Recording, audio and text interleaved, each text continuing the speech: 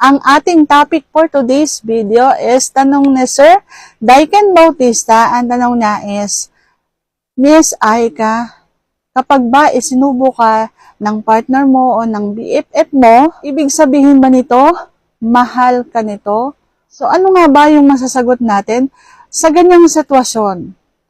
Interesado ka bang malaman? Please keep on watching, pero bago yan, kung bago ka pa lang sa akin channel, please consider to like this video and subscribe my channel. Kapag isinubo ka ng isang babae, it's either mahal ka nito or dahil lang sa pera o dahil gusto niya mapatunayang magaling siya. Okay? So hindi naman nahulugang kapag isinubo ka ay mahal ka na.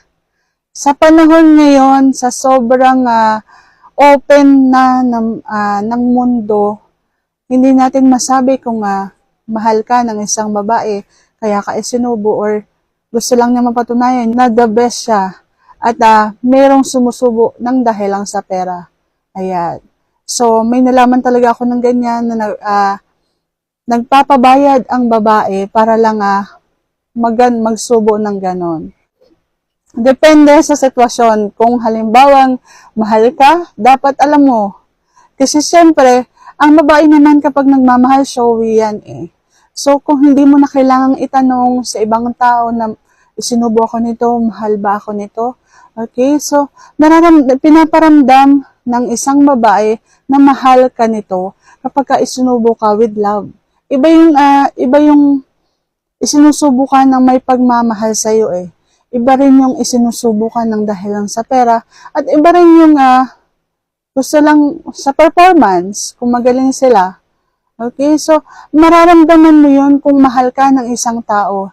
Hindi yan kailangan itanong sa ibang tao kung mahal ka ba ng iyong partner. Yan dapat nagtitiwala ka sa kung anong sinasabi niya at ipinaparamdam niya sa'yo. Kung sinabi niyang mahal ka, so mahal ka.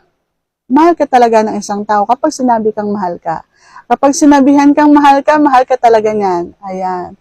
So, yan lang ang aking masasagot for today's video. Sana nagustuhan mo ang aking sagot. And if you like this video, please consider to like this video and subscribe my channel. Thank you for watching and see you on my next vlog.